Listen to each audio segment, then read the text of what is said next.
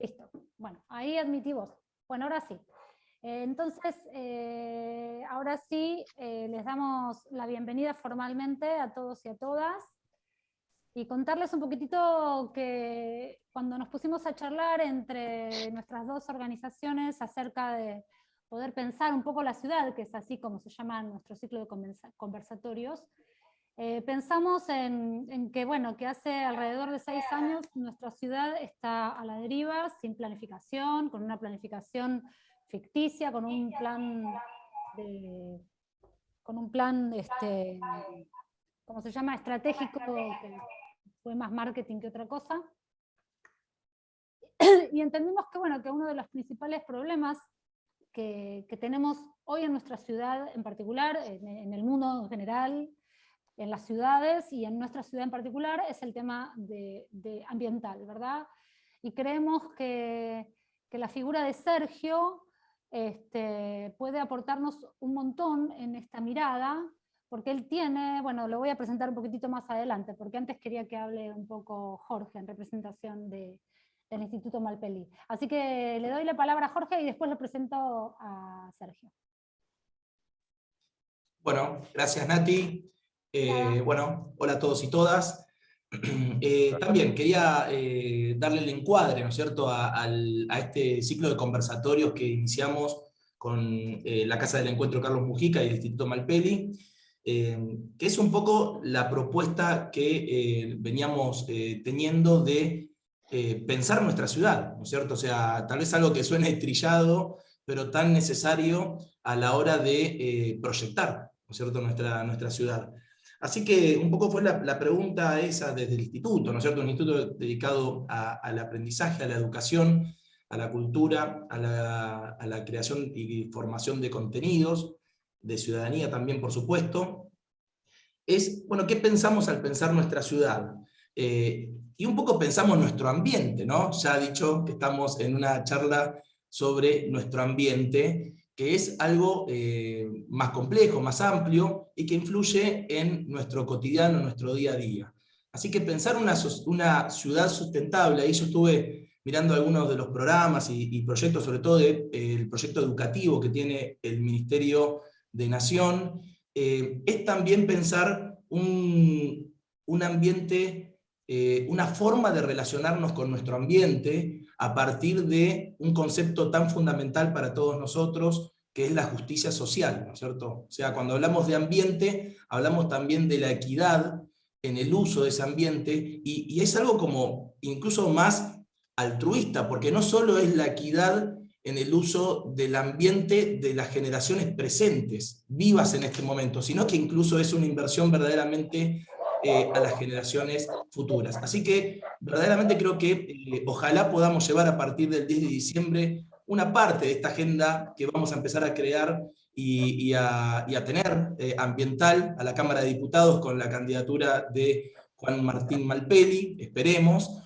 Y también, por supuesto, tener estos contenidos trabajados para lo que es un proyecto de ciudad hacia el 2023. Desde ahí nos estamos parando con las diferentes temáticas y agradezco mucho este trabajo en conjunto con la Casa del Encuentro Carlos Mujica y con Natalia, que consiguió tan semejante exponente en la inauguración de las charlas. Así que nuevamente muchas gracias Sergio, y muchas gracias a todos y todas las presentes de nuestra audiencia hoy. Bueno, buenísimo. Gracias, Jorge. Bueno, yo quería contarles un poco, les voy a hablar un poquitito de la experiencia de Sergio. Sergio reúne el conocimiento, digamos, académico, pero lo articula con su gestión, con su práctica en la gestión. Sergio es un biólogo, especialista en el tema ambiental. Él es hoy el viceministro de Ambiente de Nación, es periodista también, un periodista ambiental, y fue el conductor del programa Ambiente y Medio, que salió por la televisión pública, y que ganó 2 Martín Fierro. Tiene 4 o 5 libros escritos, es profesor de la maestría en Medio Ambiente en la Política Pública, en las maestrías de Economía Urbana y Políticas Públicas de la Universidad Turco Toitela. También es profesor de posgrado en Comunicación Científica, Médica y Medioambiental de la Universitat Pompeu Fabra de Barcelona. Y fue también el presidente de la Agencia Ambiental de La Plata mientras duró, durante los años 2009 al 2014. Esta vasta experiencia de Sergio lo que nos aporta es justamente esta articulación entre el conocimiento científico, pero la experiencia práctica en la gestión y sobre todo en la gestión de nuestra ciudad, ¿no? Es una persona que conoce muy bien de qué se trata la cuestión ambiental en la ciudad de La Plata.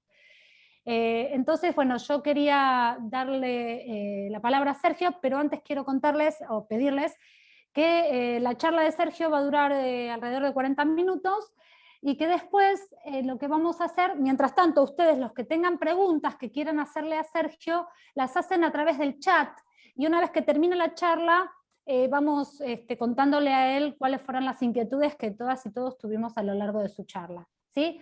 Así que dicho esto, me voy a mutear y le voy a dar le voy a dar la palabra a Sergio. Sergio, te agradecemos de todo corazón tu participación, tanto los Malpeli como nosotros desde el Centro Cultural y Social Carlos Mujica. Muchas gracias y te damos la palabra. Gracias, Natalia, gracias a los Malpeli.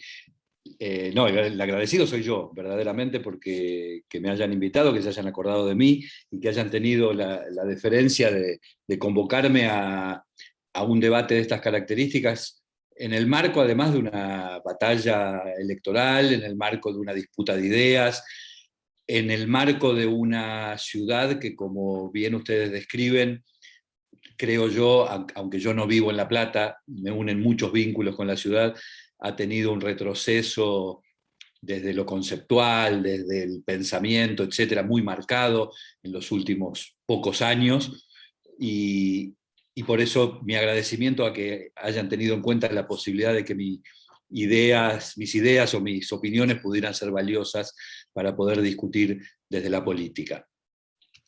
Por supuesto, mi relación con La Plata es de larguísima data, no solamente por haber sido presidente de la Agencia Ambiental durante 5 años, entre el 2009 y el 2014, sino también porque yo estudié un par de años en La Plata, cosa que poca gente sabe. Cuando era joven, ya La Plata había sido fundada, imagínense, y yo ya estudié unos años periodismo allí cuando no existía la carrera de periodismo en la ciudad de Buenos Aires, apenas terminada la dictadura. Y la verdad es que, por supuesto que me une mucho con La Plata, y me parece que discutir la ciudad de La Plata es discutir una ciudad muy especial, porque hablar de lo ambiental en La Plata no es lo mismo que hablarlo en cualquier lugar. De todos modos, yo había pensado, antes de meterme en la discusión puntual respecto del tema, de la convocatoria que ustedes hacen para pensar si una ciudad es posible construirla sustentablemente, al menos en esta época, a mí me gustaría simplemente repasar de dónde venimos hoy. Y venimos de atravesar una pandemia compleja que no está para nada alejada de la discusión relacionada con lo ambiental, todo lo contrario. Y yo últimamente me tomo el trabajo de señalar las 3, o por lo menos 3 de las enseñanzas que yo creo que deja la pandemia y que creo que debemos incorporar en nuestro pensamiento y en nuestra acción. La primera enseñanza es de dónde viene. La pandemia es, por derivación, un problema sanitario. Básicamente es un problema ambiental. Es el reflejo de una relación anómala entre la sociedad y la naturaleza que termina verificándose en lo que se conoce como una zoonosis, es decir, la aparición de una infección por parte de un virus en los seres humanos, virus que antes estaba confinado a determinados ecosistemas o a determinadas especies o a determinados ámbitos, y que el avasallamiento sistemático y la pésima capacidad de producción de alimentos que tiene la sociedad ultracapitalista facilita la posibilidad de que esos virus salten a través de alguna mutación y terminen convirtiéndose, en este caso, en la pandemia del COVID-19. Pero no podemos no asociar esa situación con el hecho de que en los últimos 10 o 15 años tuvimos una docena de zoonosis equivalentes que milagrosamente no se convirtieron en pandemias universales, como el HIV, el SARS, el ébola, la vaca loca, la gripe aviar, la fiebre porcina, y así sucesivamente. Por lo tanto, el COVID es apenas un eslabón más, y esto nos obliga a ir a la segunda de las enseñanzas que tiene que dejarnos la pandemia, que es qué produjo o qué se produjo a partir del parate impuesto por las cuarentenas estrictas. Y lo que se produjo fue una explosión de la naturaleza que simpáticamente todos descubrimos en, por ejemplo, la aparición de, no sé, peces en donde antes no los había, o patos cruzando una autopista, o el cielo límpido de Beijing, o cualquier cosa de esas, y yo siempre digo que me sorprende que nos haya sorprendido, porque eso significa la ajenidad que tenemos respecto del medio natural y la presunción de que la naturaleza, cuando recupera algo, nos lo está robando, cuando en realidad fue exactamente al revés. Y la tercera enseñanza es, ¿qué es lo que se detuvo con la cuarentena y que permitió, de algún modo, que recuperáramos la idea de lo que es algún tipo de relación un poco menos anómala entre la sociedad y el medio natural? Lo que se detuvo no es la actividad humana per se, porque eso es lo que nos quieren hacer decir, y eso es lo que algunos quieren hacernos creer cuando dicen, vos lo que querés es que volvamos a las cavernas, vos querés que la gente se muera de hambre, porque hay una asociación perversa, a mi juicio, entre progreso, bienestar y destrucción de la naturaleza inevitable. Y en realidad, lo que se detuvo durante la cuarentena fue un modelo determinado de producción, de extracción de los recursos naturales, de hiperconsumo, y ese modelo determinado es el que, cuando está en plenitud, provoca o ha provocado el deterioro ambiental creciente, la crisis climática, las zoonosis, la pandemia, y así sucesivamente. Por lo tanto, mi invitación siempre es a que a partir de ahora y a partir de la pandemia, nuestra discusión, nuestro debate, sea cómo reemplazamos un modelo de producción, extracción de los recursos naturales y consumo altamente insustentable, propio del siglo XX, por un modelo, por un paradigma del siglo XXI, que sin cejar en el propósito de dar bienestar y progreso a la sociedad, sin renunciar a la tecnología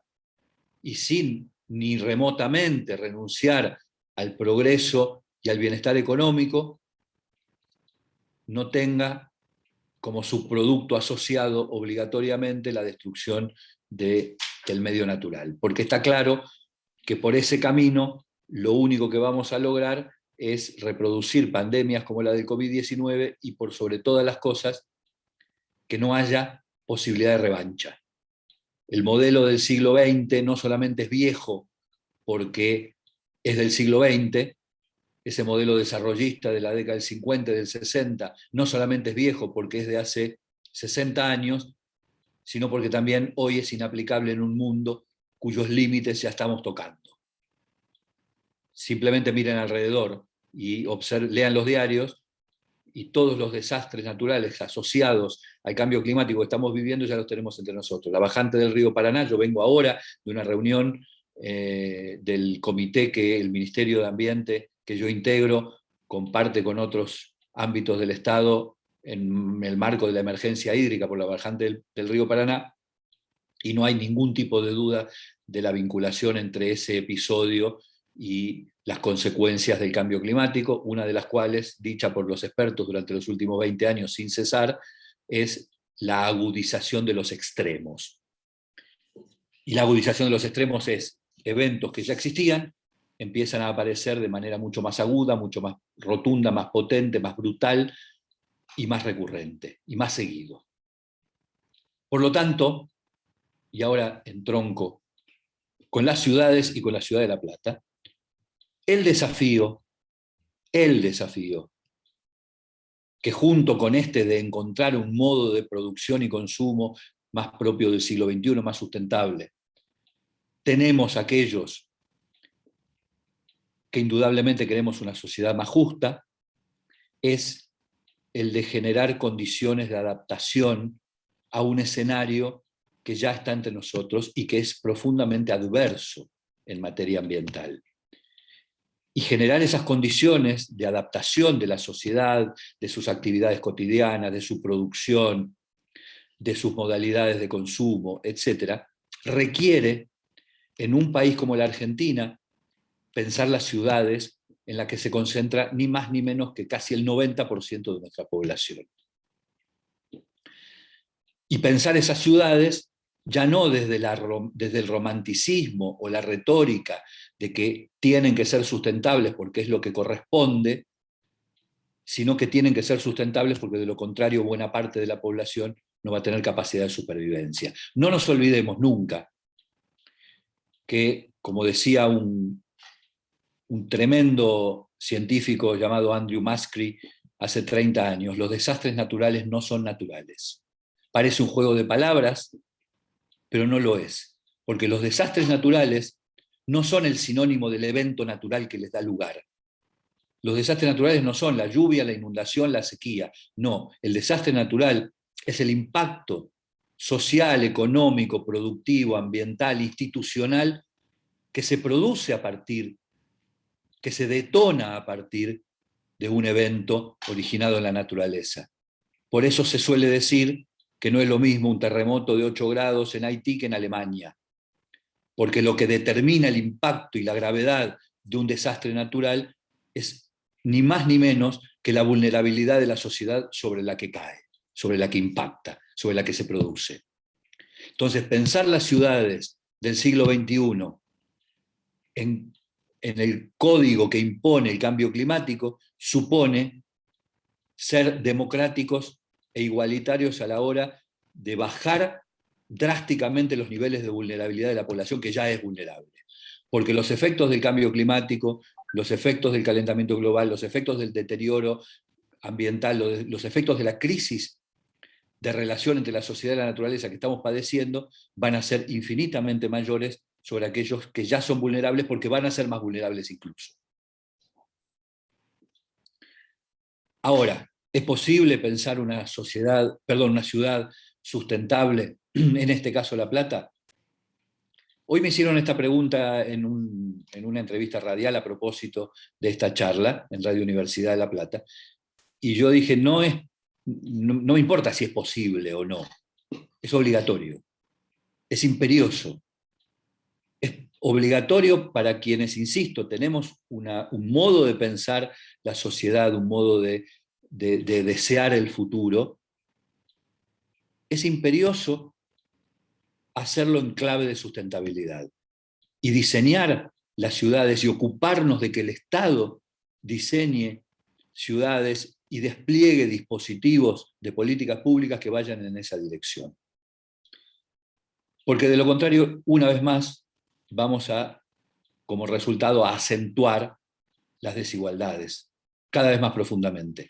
Yo digo, perdón la pequeña digresión, yo hace pocos días, pocas semanas, estrené un documental que hice que se llama Punto de No Retorno, sobre el cambio climático, los invito a verlo. Y en ese documental, el eje conceptual es que el punto de no retorno, es decir, aquel umbral traspasado el cual, en materia climática, no va a ser posible volver a un equilibrio anterior, y se va a abrir un escenario de altísima incertidumbre y muy adverso en materia ambiental. El punto de no retorno no es el fin del mundo, porque si fuese el fin del mundo, muy fácil, es a que se viene el fin del mundo, hagamos lo que tengamos que hacer, total. No, el punto de no retorno es el fin del mundo tal como lo conocemos. Y lo que se viene es un mundo mucho más complejo a partir del escenario ambiental que se abre. ¿Hay que pensar una ciudad como La Plata en clave de sustentabilidad? Es imperioso hacerlo. ¿Tiene posibilidades La Plata para poder acomodarse a esa situación después de bastantes años de no haberse pensado tanto en esa consigna, y fundamentalmente estos últimos de altísima vulnerabilidad social, etcétera? Sí, tiene. Y uno de los secretos, ustedes, mayoría platense, lo sabrán mejor que yo, pero mi experiencia en La Plata me indica que es así. Es que La Plata tiene que recuperar aquello a partir de lo cual fue creada. Si hay una ciudad que tiene un origen asociado a lo que hoy llamaríamos sustentabilidad, pero que 140 o 150 años atrás era el sanitarismo, la salubridad pública, es La Plata. No hay ninguna ciudad pensada, hay ciudades pensadas en la Argentina, no es la única, pero no hay ninguna ciudad pensada en ese registro, con una plaza cada 6 cuadras, con las diagonales para mejorar el flujo de tránsito. Una ciudad avanzada, una ciudad que si la diseñáramos hoy, la calificaríamos como sustentable.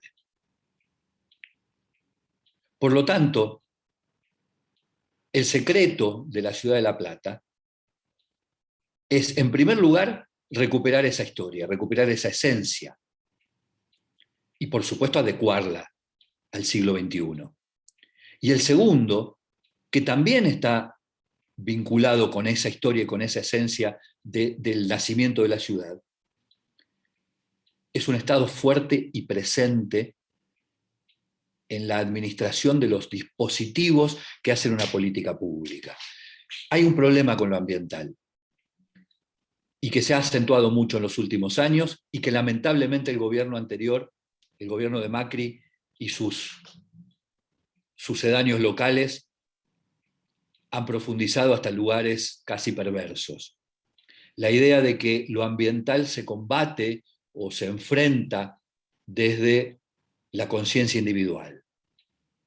Que si separamos la basura en casa, si cerramos la canilla, si apagamos las luces que no se usan, vamos a estar cumpliendo con el mandato del hombre verde. Abro otro paréntesis y paso otro chivo, es el título de mi último libro, se llama Hombre Verde, justamente por esto, porque es una crítica a esto. Y como vamos a estar cumpliendo con las tareas que le caben al hombre verde, se resolvió el problema ambiental. Mentira. Mentira. Justamente una de las coartadas para mantener, casi diríamos, incólume el modelo de explotación y de consumo que nos ha traído hasta acá, es precisamente apelar a lo individual y creer que si cada uno de nosotros se coloca la capa de Batman verde, la suma de los Batman verde va a dar como resultado una sociedad ecológica. No hay nada más alejado de la realidad que eso, aunque lamentablemente ese discurso haya calado.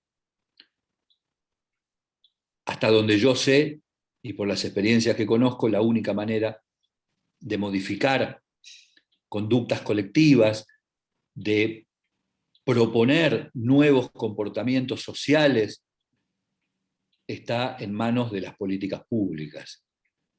Y la posibilidad de que la ciudad de La Plata recupere esa esencia original y le dé el formato, el acento, la ética y la estética del siglo XXI, es con un gobierno municipal que esté preparado para desplegar esos dispositivos de la política pública, para que cuando surja el debate, que siempre surge en la ciudad de La Plata, sobre el transporte urbano, transporte público urbano, el camino a seguir sea plantearse las metas necesarias para que haya movilidad sustentable, no para repetir las tragedias de la política de transporte de los últimos años de la ciudad de La Plata.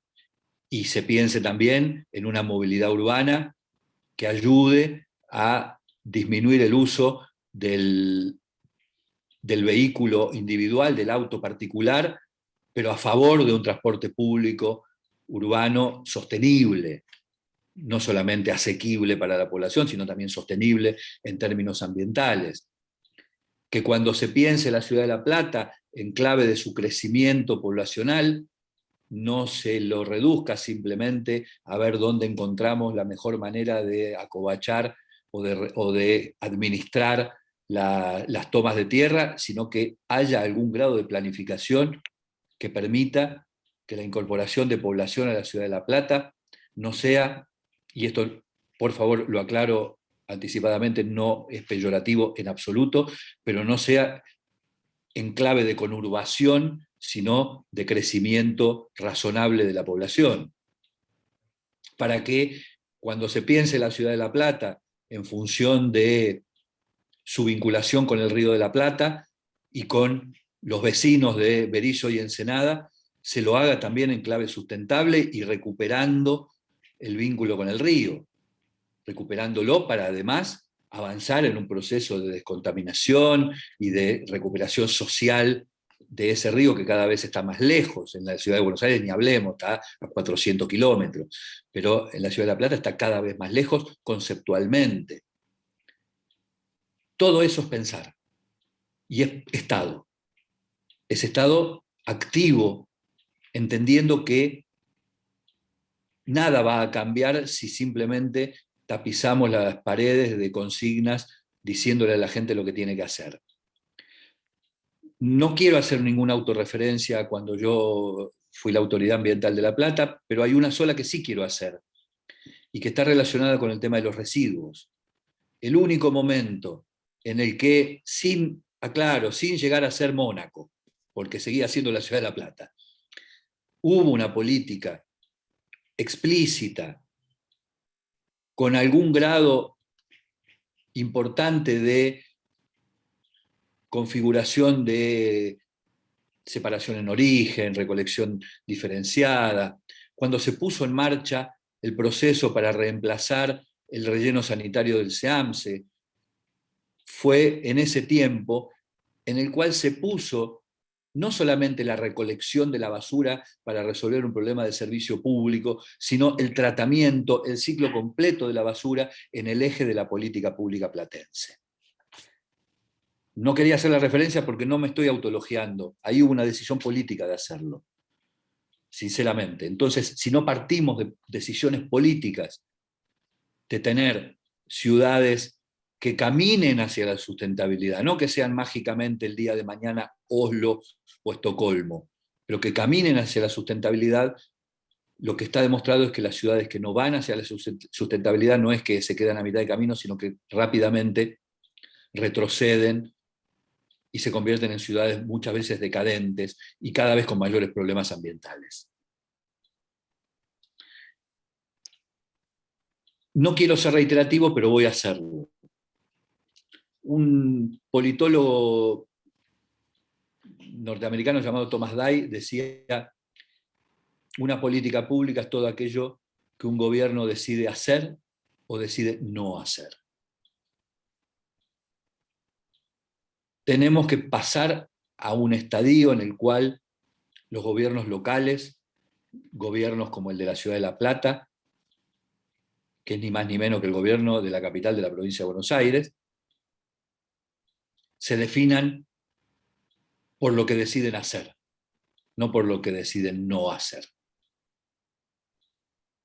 Y la verdad es que cada vez hay menos excusas. Y termino con esto, y abro para que conversemos, que me parece que es lo más interesante. La ciudad de La Plata padeció, además de un episodio que podríamos connotar vinculado a dificultades en la tramitación de la gestión pública, un episodio que estuvo directamente asociado al cambio climático, que fue la inundación del 2013. Podemos opinar desde la política todo lo que queramos y cada uno tendrá su opinión, y la respeto. Pero más allá de eso, el fenómeno técnico y climático que se dio ese día sobre la ciudad de La Plata es un fenómeno directamente asociado a las consecuencias del calentamiento global.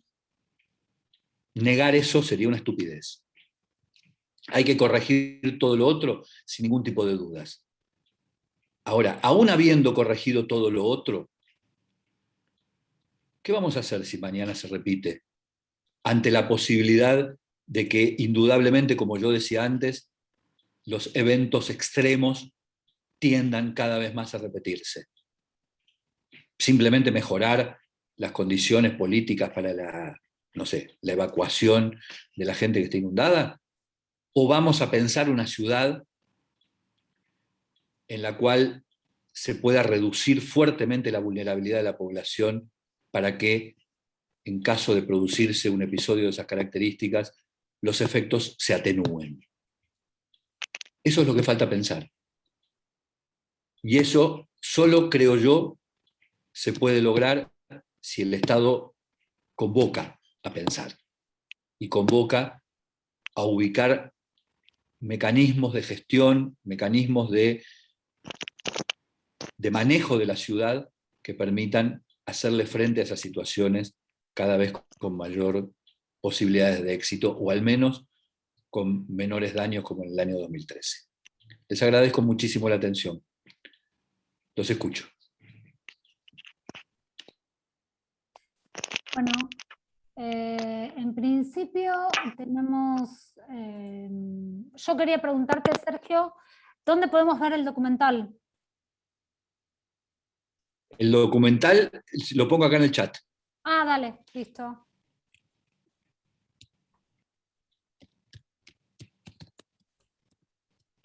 Bien. Bueno, y después... Ahí está. Genial. Ah, en la fundación, está bien. Bárbaro. Bueno, ahí podemos ir a buscar el documental, todos los que tengamos ganas de verlo, yo lo voy a ver. Y después, bueno, acá tenemos algunas preguntitas. Andy hace una reflexión, en principio. Bueno, primero, para ver, para qué se me perdió. Raúl Castrillo dice: buenas, me llamo Raúl, les comento que estoy haciendo un curso de energía solar fotovoltaica y solar térmica, y este es un tema que me interesa muchísimo porque depende de nosotros el cambio climático.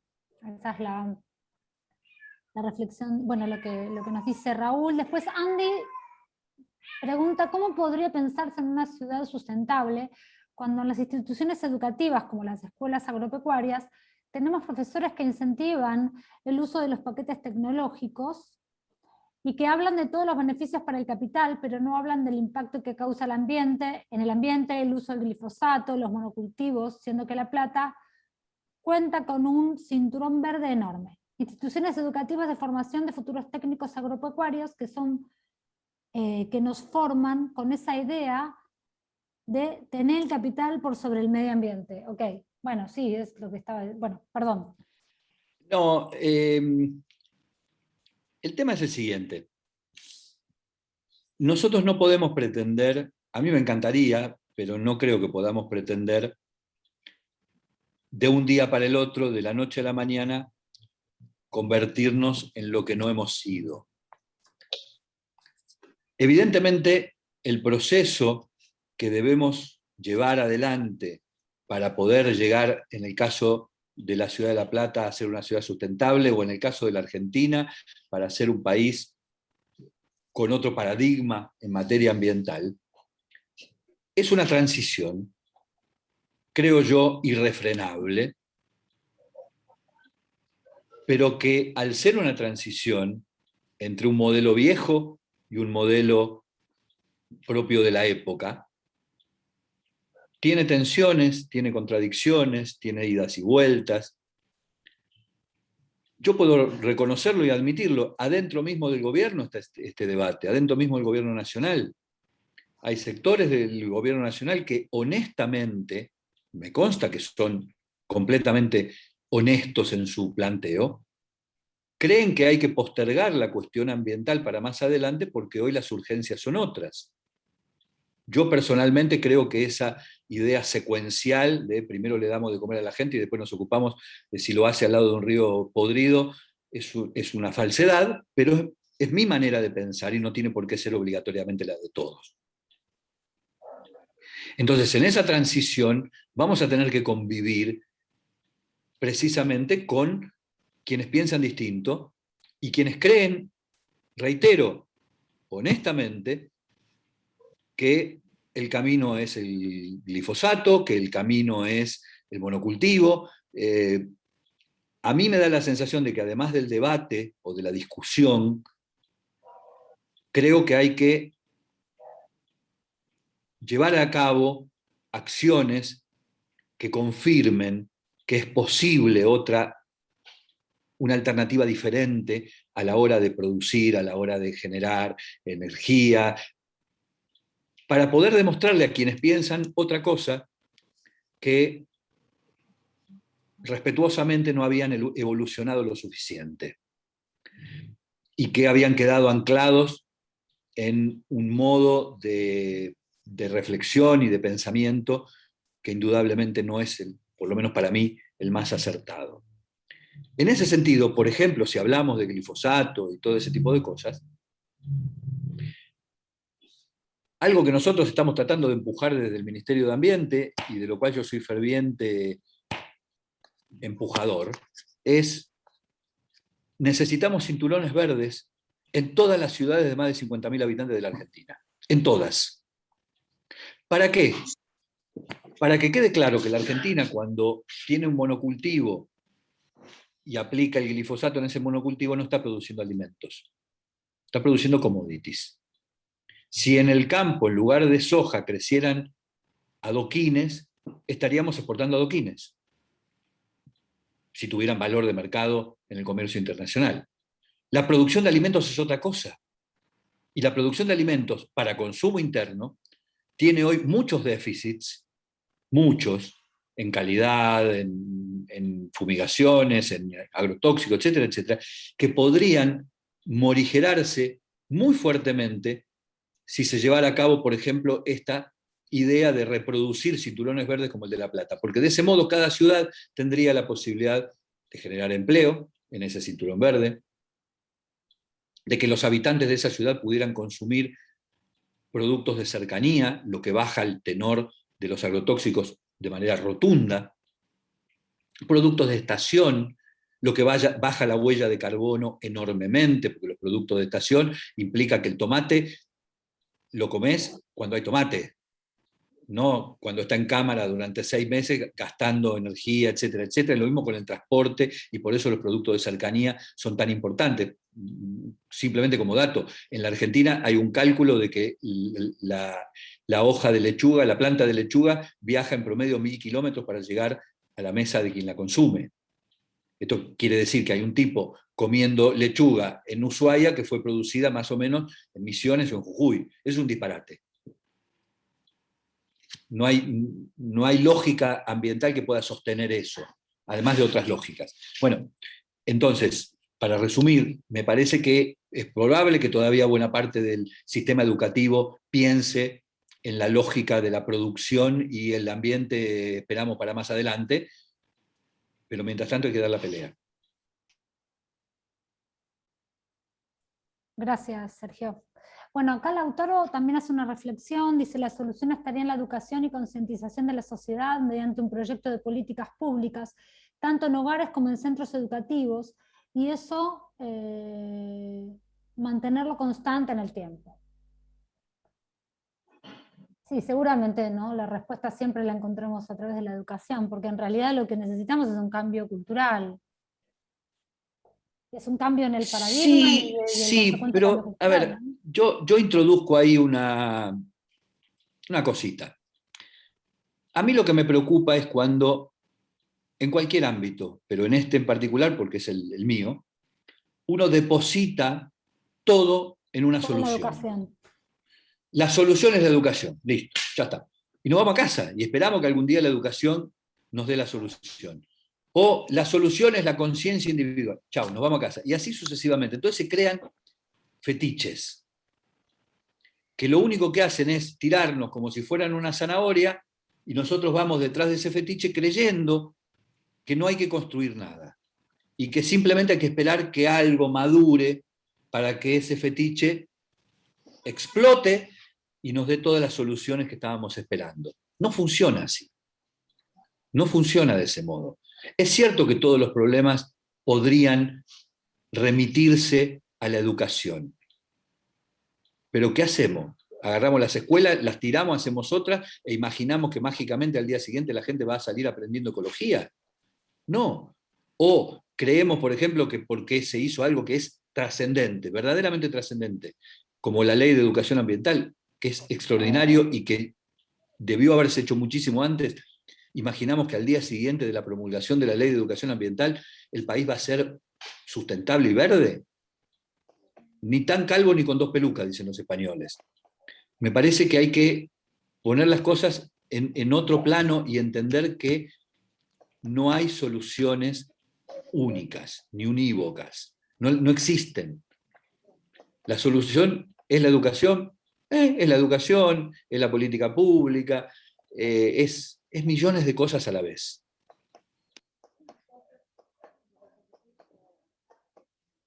A ver, acá...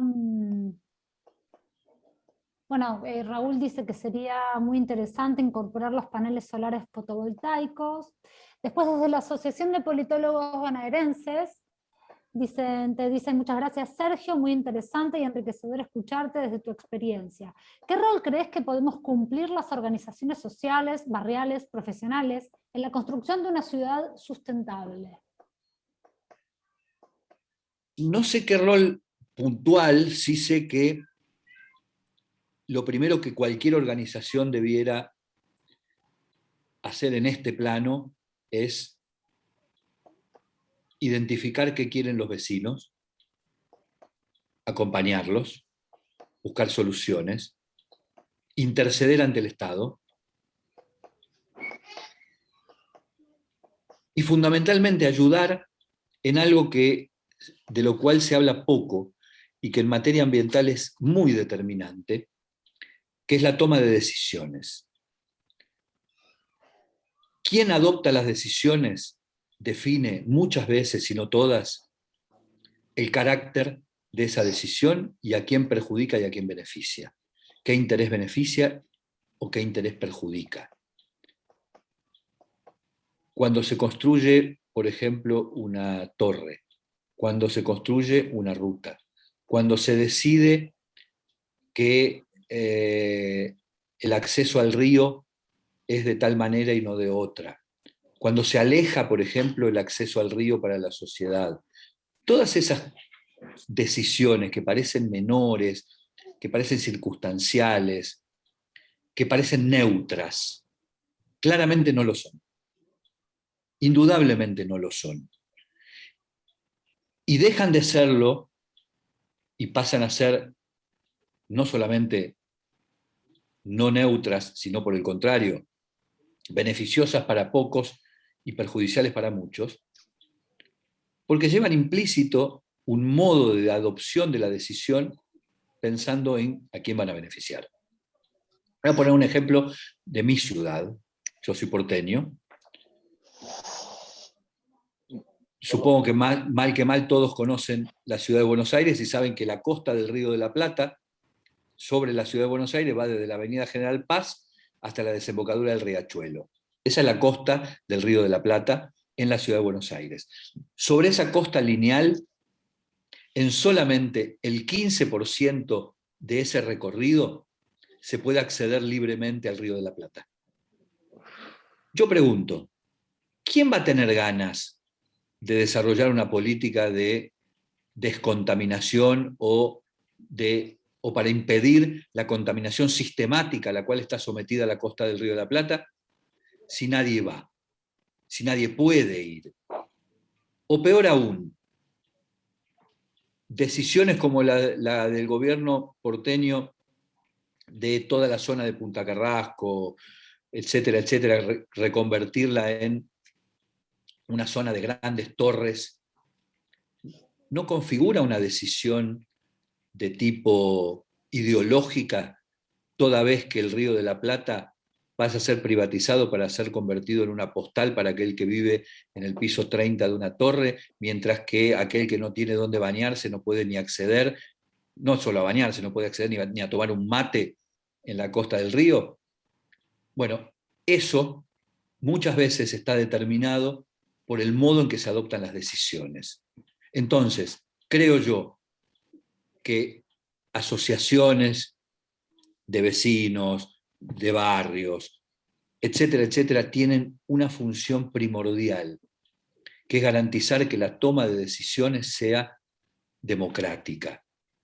Que no vengan 4 expertos con saco y corbata a decirnos lo que tienen que hacer, sino que las decisiones sean en función de los intereses de la gente. Y para eso hay que democratizar la toma de decisiones en materia ambiental. Es crucial.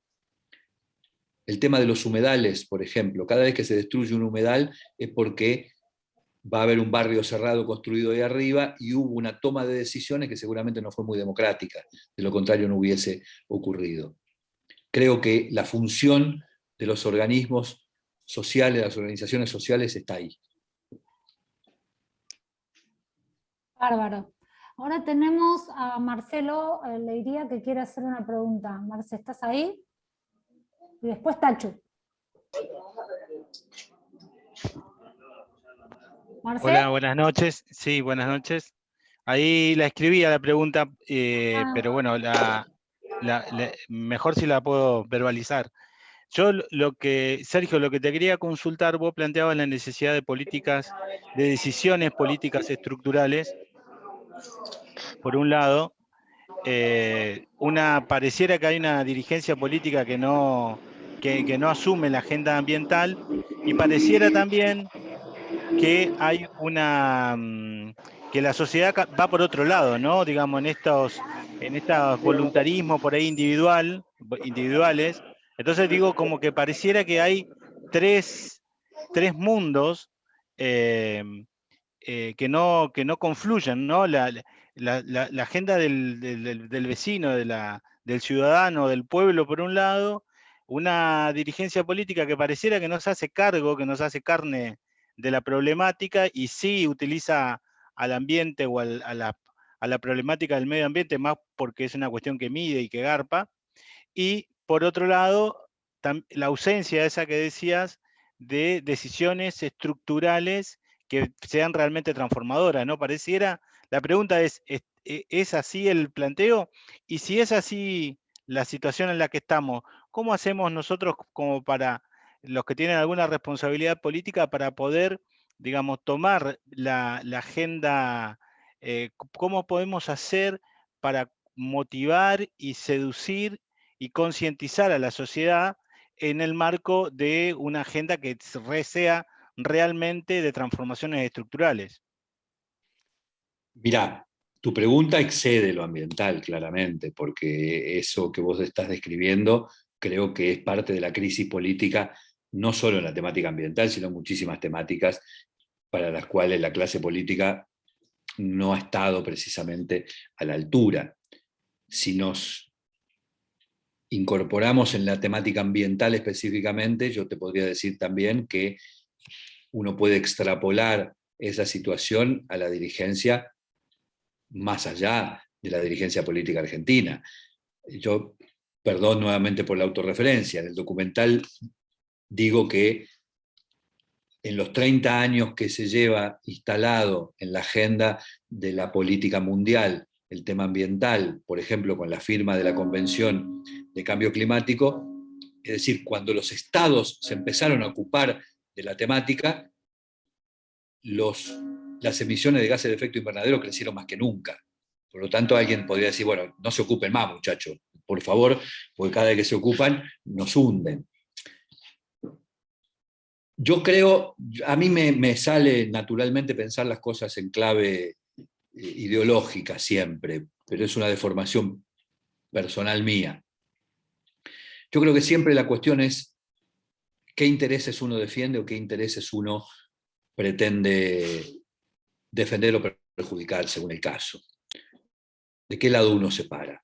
El Papa, en la encíclica Laudato Si, y aclaro, yo no solamente no soy católico, sino que no soy creyente, soy profundamente ateo, pero el Papa en la encíclica Laudato Si, yo la rescato permanentemente, dice que no puede, y en temas ambientales más que en ninguno, el bien común quedar supeditado al interés particular del mercado.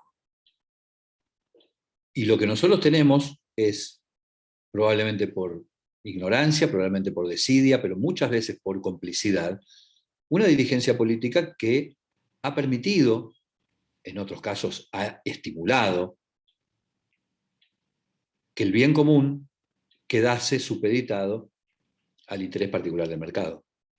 En lo climático, en los espacios públicos, en los humedales, en los bosques nativos, en donde se te ocurra mirar. ¿Cómo se hace? No tengo la menor idea. Si tuviera la fórmula. Ahora, ¿cómo se hace para enfrentar eso? Yo creo que hay pequeñas cosas que uno podría hacer desde la política siempre, que creo que es de donde viene tu pregunta. Perdón una vez más por la autorreferencia. Yo soy hoy viceministro del Ambiente de la Nación. Les puedo asegurar que había más de dos, mucho más de dos, que apostaban que desde el momento en que yo obtuviera un cargo de estas características, o incluso que pudiese haber sido ministro de Medio Ambiente, iba a empezar a suavizar mi discurso que tiene 30 años, en función de la proximidad con el poder. El teorema de Baglini. Y sin embargo, no solamente no creo haberlo hecho, sino que además estoy muy orgulloso de estar en un ministerio que, a diferencia de gestiones anteriores, ni hablar la última, dejó de ser una escribanía de las autorizaciones de estudio de impacto ambiental que necesitaban las grandes empresas. Yo siempre digo que un gabinete es un grupo de personas que defienden intereses sectoriales delante de un presidente. Intereses sectoriales genuinos. El ministro de Educación defiende ante el presidente los intereses de la educación, o de lo que él cree que son los intereses de la educación. El ministro de Cultura, los intereses de la cultura. El ministro de Economía, y así sucesivamente. Nosotros, creo yo, no equivocarme, muy pocas veces o casi nunca hemos tenido un Ministerio de Ambiente que defienda los intereses del ambiente. Entonces vos me preguntás qué se puede hacer, y yo hago esto, que es estar en el Ministerio del Ambiente y defender los intereses del ambiente.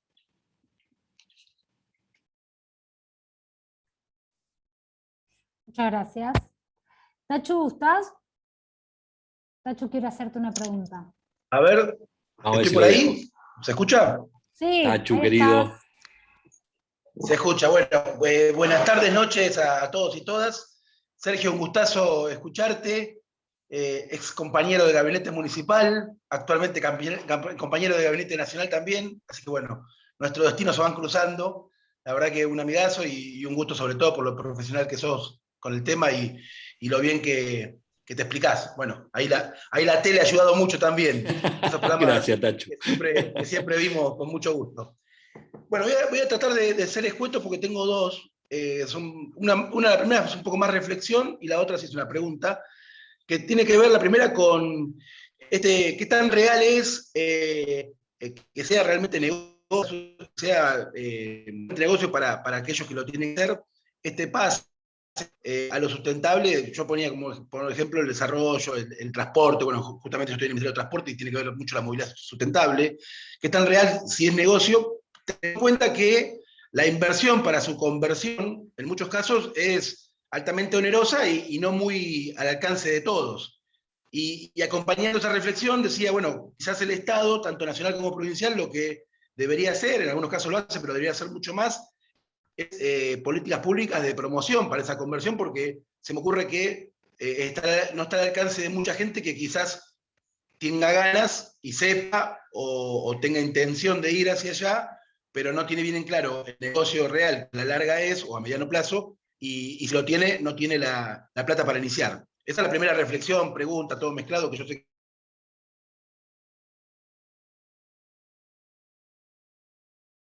Se le cortó, Te ¿no? perdimos, Tachu.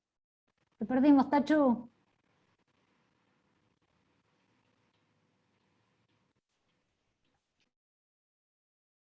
Tachu. Lo perdimos. Mientras tanto, para que te hago una pregunta que te hace Ismael, que dice... A ver, ¿volviste, Tachu? ¿Volviste? Dale. Creo que volví, ¿eh?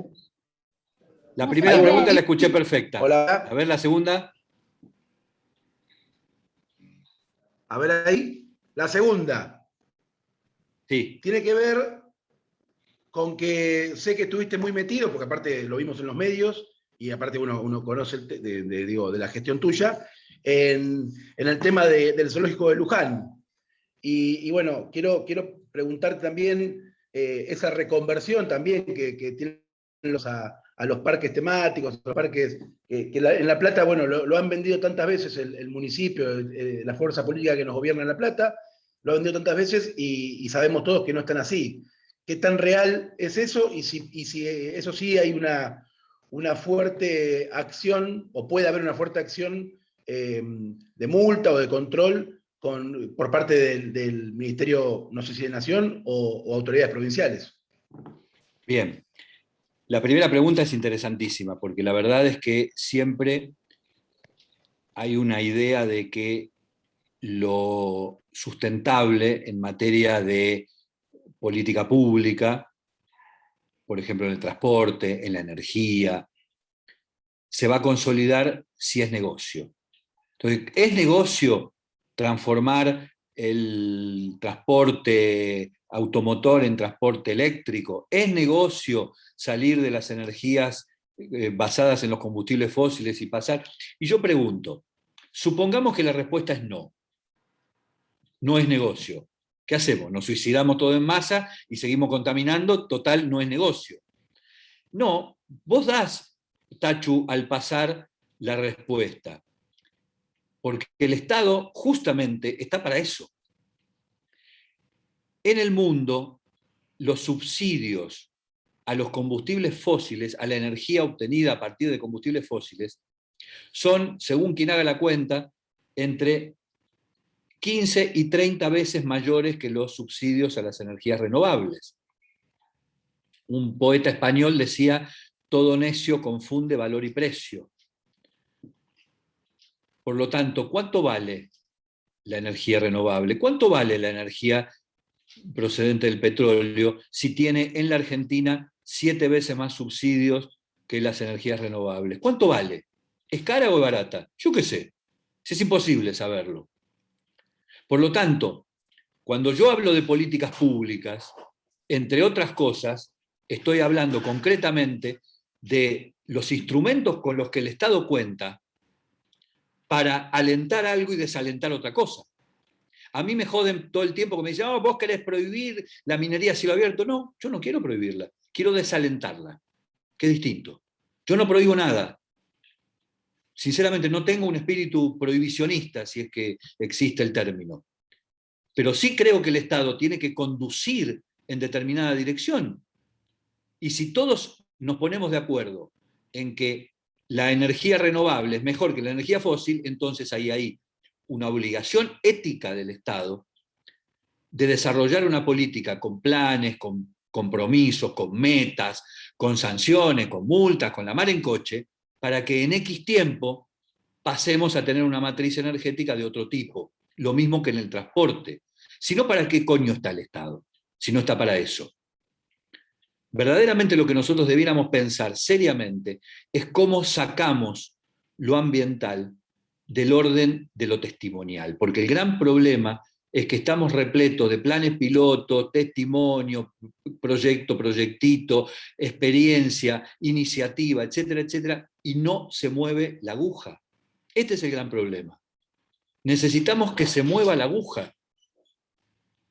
El ministro Cavandi está planteando que la Argentina, para poder cumplir o para hacer que los compromisos o las promesas internacionales en materia de cambio climático sean cumplibles, tiene que tener de acá al 2030 una matriz energética con una intervención del 30% de las energías renovables. Hoy no tenemos el 5%.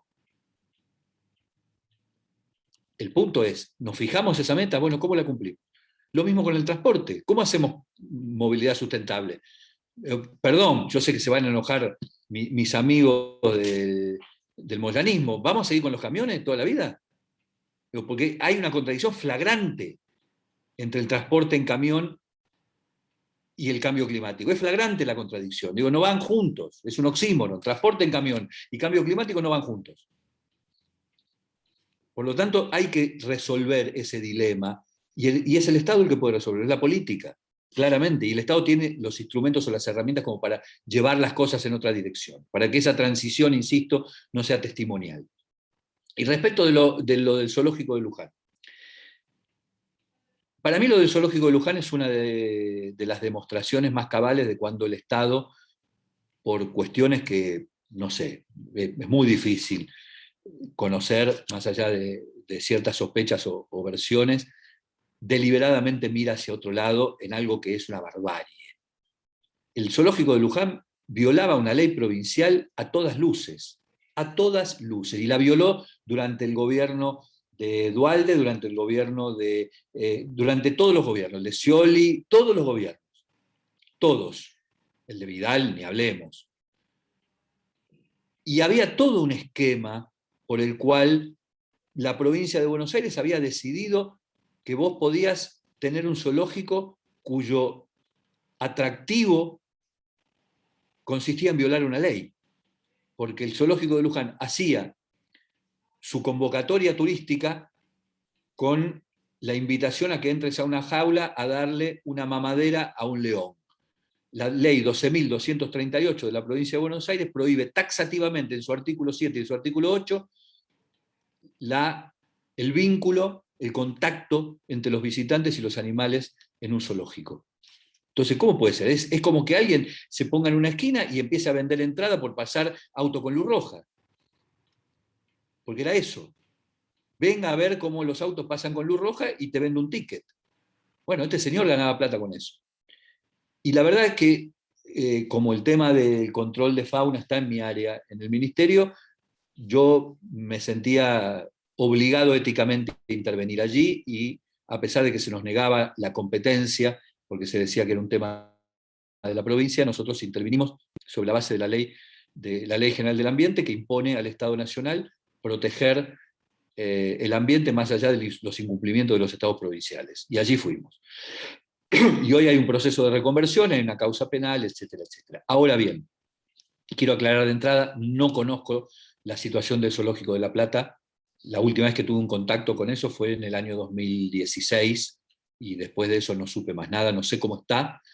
Me interesaría, si hay información, interiorizarme y ver si podemos participar como Estado Nacional, pero sí sé que los procesos de reconversión tienen que ser consolidados con el Estado Nacional, no pueden ser acciones municipales aisladas, no pueden ser en función de desarrollar más negocios, sino todo lo contrario, y tienen que ser en la dirección de reemplazar los zoológicos viejos, arcaicos, victorianos, etcétera, etcétera, por ámbitos en los que esté, por sobre todas las cosas, tres elementos: el bienestar animal, la educación ambiental y la preservación de las especies nativas. Reitero, nativas. La verdad que dar la vida por un elefante asiático me parece un poco complicado, pero yo creo que cualquier proceso de reconversión tiene que ir en esa dirección. Nosotros estamos preparando desde el Ministerio un anteproyecto de ley, que no sé qué suerte va a tener, pero lo vamos a preparar igual, para que haya en la Argentina una ley de zoológicos. No hay, es insólito. La Argentina no tiene ninguna normativa federal sobre los zoológicos. Y la verdad que si queremos tener una política ambiental en su plenitud, verdaderamente tiene que haber alguna normativa que rija en todo el país, porque más o menos los zoológicos y los animales son más o menos parecidos a todos lados. Bien. Bueno, te hago acá, Ismael, pregunta con respecto a las energías sustentables. Está preguntando si tienen en cuenta qué hacer con el futuro de las baterías cuando se desechan, ¿no? Porque ese es un tema también. Pregunta qué hace falta que los fabricantes nos brinden un después de las baterías. ¿Qué hacer con las baterías? previendo la posibilidad de que haya preguntas en la misma dirección, pero sobre otras corrientes de residuos voy a responder respecto de todo. Porque es las baterías, son los residuos de aparatos eléctricos y electrónicos, son los neumáticos, son los envases, etcétera, etcétera. A la Argentina le toca decidir, creo yo por sobre todas las cosas a la clase política le toca decidir si quiere ser o construir un país con un grado de sustentabilidad aceptable o simplemente quiere proclamarlo. Porque para eso necesitamos que la lógica de la responsabilidad extendida del productor verdaderamente sea sancionada con estatus de ley y para todo el país. La responsabilidad extendida del productor es ni más ni menos que la concepción de que quien produce algo que terminada su vida útil se va a convertir inexorablemente en un residuo y seguramente en un residuo contaminante, tiene que hacerse cargo de lo que se llama técnicamente de la cuna a la tumba y responder por ese residuo, por ese producto una vez convertido en residuo. La paradoja es que estamos permanentemente alentando desde lo discursivo la economía circular. Ahora somos todos fan de la economía circular, todos. Hace unos años éramos fan del desarrollo sustentable y así sucesivamente. Ahora es la economía circular. Repetimos economía circular cada 2 palabras. El punto es cómo transformamos eso, no en un eslogan, sino en una política consistente. Y para eso necesitamos que la responsabilidad extendida del productor sea ley y eso perjudique a algunos. ¿Recuerdan lo que hablábamos hace un ratito de cómo se toman las decisiones y a quién se perjudica y qué intereses se benefician? Bueno, de eso se habla cuando se habla de la responsabilidad extendida del productor, porque alguien tiene que pagar ese tratamiento de los residuos. Alguien lo va a tener que pagar. Ahora, el contrasentido es que en la Argentina, por ejemplo, hoy, mientras todo el mundo se llena la boca hablando de economía circular, importamos residuos para que se conviertan en materia prima de procesos industriales más que en cualquier otro momento de la historia. Se importan neumáticos, se importa papel y cartón, se importan scrap de plástico, se importa chatarra, se importan un montón de cosas para que sean insumos industriales. Acá, con suerte, van a un relleno sanitario o, en el mayor de los casos, a un basural a cielo abierto. Necesitamos urgente leyes que promuevan, que impongan, no que promuevan, que impongan la responsabilidad extendida del productor y le cobren a quien hay que cobrarle. Entre ellos, por supuesto, respecto de las baterías, que era la pregunta original. Bueno, perfecto. Ya no tenemos más preguntas. ¿Alguien más quiere preguntarle algo a Sergio o hacer alguna reflexión? Entonces, bueno, vamos cerrando. Yo quería una reflexión, ¿no? Porque no puedo con Reflexiones. No, que en definitiva todo está vinculado con un sistema capitalista que no impone límites a la rentabilidad, a la generación de capital y capital, y que está obviamente en contradicción con lo que ambientalmente nos sucede. Y hasta que no se tome una verdadera conciencia de que hay que imponer límites al sistema de acumulación capitalista, no vamos a poder tratar este tema seriamente, ¿no? Porque las empresas nunca quieren dejar de obtener la maximización de su rentabilidad, que es el objetivo que persiguen.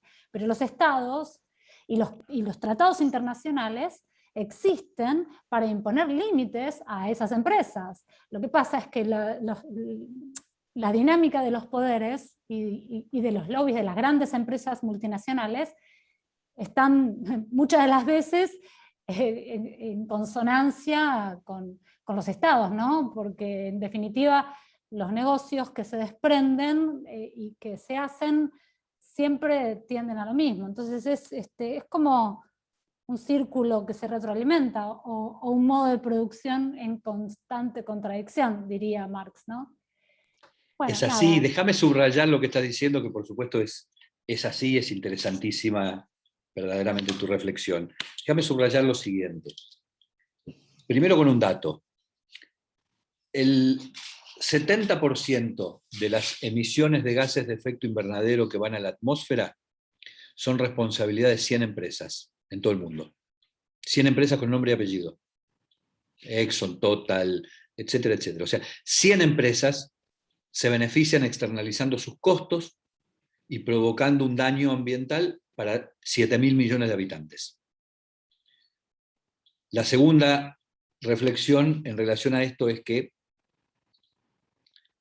no se trata solamente de ponerle límites a las empresas, que por supuesto hay que ponerlos, sino que se trata de ver de qué manera se protege el bien común. Yo soy muy insistente en este concepto. ¿Para qué lado vuelca su balanza el Estado? Y si el Estado piensa en el bien común, entonces es mucho más posible avanzar en un camino de estas características. El capitalismo es francamente contradictorio con la idea del ambiente. De hecho, si uno mira en los 200 años, por hacer un número redondo, de la revolución industrial para acá, y califica esos 200 años como los 200 años del capitalismo, llega a la conclusión a la cual llegó un señor que sin ninguna duda era capitalista, porque fue el ministro de Economía de Tony Blair y de Gordon Brown en Inglaterra, Nicholas Stern, que hizo un trabajo para el Banco Mundial y llegó a la conclusión de que el capitalismo, de que el cambio climático era la demostración del fracaso del capitalismo. ¿Por qué? Porque en solamente 200 años había puesto en riesgo su base material. ¿Cuál es la base material del capitalismo? Los recursos naturales, y están al borde de la extinción. Por lo tanto, es el mayor fracaso de la historia, según Nicholas Stern, no Sergio Federovisky. Y esto le da la razón a mi admirada amiga Natalia Preti, en el sentido de que el capitalismo es el problema.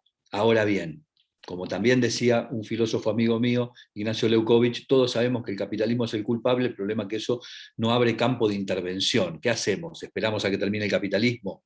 Y es un poco difícil, porque tampoco sabemos qué viene después. Pero sí hay que darle a este sistema en el que vivimos características, valores y éticas diferentes. Por eso yo siempre termino las charlas señalando, y no en el sentido tonto de la exaltación de la juventud, lejos de eso, pero sí qué genes portan los jóvenes hoy, que son los genes de la época. Cada época tiene un conjunto de valores que la definen. Por eso se suele decir que uno no puede analizar el pasado con los ojos del presente, porque son valores distintos. Y yo creo seriamente y alegremente que el siglo XXI es el de los valores de la igualdad de género y del ambiente. Y que seguramente cuando los chicos que hoy tienen 12 o 15 o 18 años y que ni siquiera discuten esos valores, los dan por supuestos, los dan por dados, cuando esos chicos tengan la posibilidad de tomar decisiones, sus decisiones van a estar en consonancia con esos valores. Nuestras decisiones, no las mías en particular, que tengo este modo de pensar, pero las decisiones de mi generación, yo el año que viene cumplo 60 años, las decisiones de mi generación son decisiones pensadas desde otros valores, del crecimiento, del progreso, de la acumulación de riqueza, etcétera, etcétera. Y esos valores son contradictorios con los valores del ambiente. Por lo tanto, muchas decisiones, Cuando ustedes escuchan, no, porque ¿cómo no vamos a hacer esa represa hidroeléctrica que va a romper 8 ríos en 25 pedazos si eso es el progreso? Seguramente cuando estos chicos que hoy tienen 20 años tengan que hacer una represa hidroeléctrica, dicen, vos sos tarado, ¿a quién se le ocurre romper un río en 8 pedazos? Estás loco vos, no se hace otra cosa. De eso hablo también cuando digo, hay que poner en tela de juicio el modo de toma de decisiones y hacerlo en función de valores de la época. Nada, muchas gracias. Bueno, Sergio, te agradecemos muchísimo. Al contrario. Tu participación es enriquecedora, siempre escucharte es un gusto, es un placer y por lo menos en lo personal me resulta enriquecedor siempre. Muchas gracias. Bueno, te damos las gracias en nombre de las dos organizaciones, del Instituto Malpeli y de la Casa del Encuentro, el Centro Cultural y Social Carlos Mujica. Y bueno, agradecemos la presencia de todos y de todas y nos vemos en el próximo conversatorio. Estén atentos y atentas a nuestras redes. Muchísimas gracias a todos. Un beso grande. Muchas gracias a ustedes. Gracias. Gracias, Nati. Gracias, Sergio. Chau, chau. Un beso.